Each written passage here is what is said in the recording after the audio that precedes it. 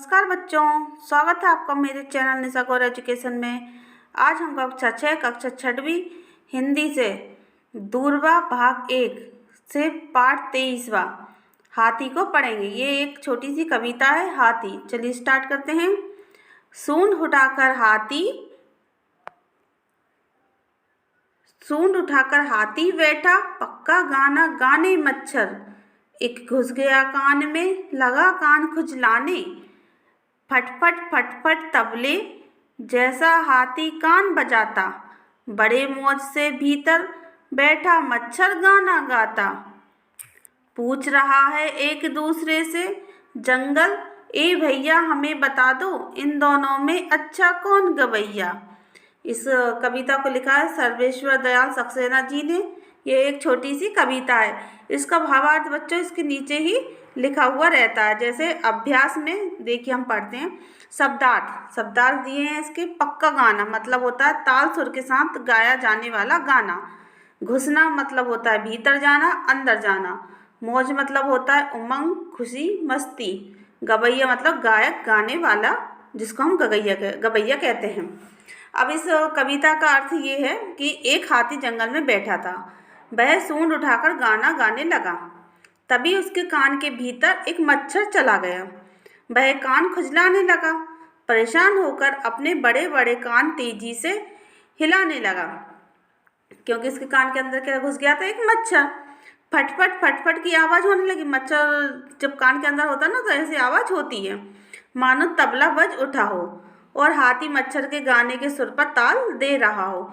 अब ऐसा लग रहा जैसे मच्छर अंदर घुसा, तो ऐसा लग रहा जैसे तबला बज उठा हो और हाथी मच्छर के कान के सुर पर ताल दे रहा हो। इस अनहोनी घटना को जंगल देख रहा था, क्योंकि जंगल में ही हाथी था ना। उसने पूछा, ओ भाइयों, मुझे बता सकोगे मच्छर और हाथी में से अच्छा गायक कौन है? ये कौन पूछा? जंगल पूछ रहा है। कवि ने हंसने हंसाने के लिए इस घटना की कल्पना की है। इसमें हाथी स्वयं एक खिलौना बन गया है और जंगल के पेड़ हाथी के आसपास खड़े दर्शक श्रोता बन गए, मतलब देखने वाले। इस कविता में एक बाल सुलभ कौतुक है। कवि ने जानवर और जंगल से मनुष्य के संसार को जोड़कर शब्द का सजीव खिलौना बनाया। मतलब कवि ने जानवर और जंगल से और मनुष्य को जोड़कर एक सजीव, मतलब जिसमें जान हो, खिलौना बनाया है। इस तरह प्रस्तुत किया है। अब इसमें है कविता की अधूरी पंक्तियाँ पूरी करना है हमको कविता में सही। सूंड उठाकर हाथी बैठा, तो इसमें क्या है? सूंड उठाकर हाथी बैठा, पक्का गाना गाने मच्छर। पक्का गाना गाने मच्छर, तो इसके आगे क्या आएगा? पक्का गाना गाने मच्छर।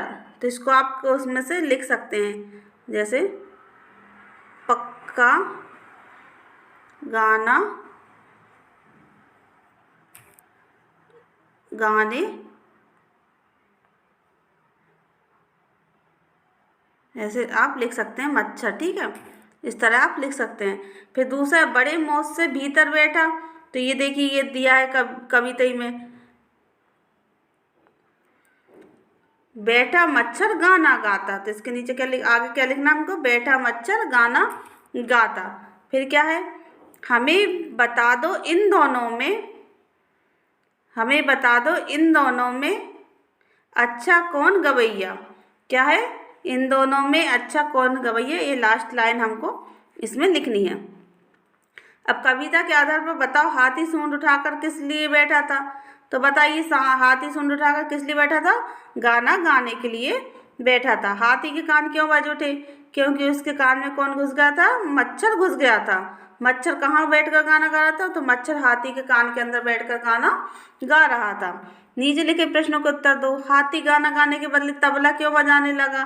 क्योंकि मच्छर उसके कान के अंदर बैठा था, तो फट फट की आवाज़ आ रही थी, तो वो अपने कान हिला रहा था, जैसे तबला पर मच्छर के गाने सुर पर वो ताल दे रहा हो। वाक्य के खाली स्थान को अपनी कल्पना से भरो। जंगल के पेड़ों के बीच बैठकर कान हिलाता हाथी कैसा दिखता था? खिलौने जैसा दिखता था। और मच्छर जब हाथी के कान के भीतर बैठकर गाना गा रहा था, तो उसके कान को कौन सुन रहा था? उसके गाने को कौन सुन रहा था? जंगल सुन रहा था, है ना। और पहले में क्या आएगा? खिलौना आएगा।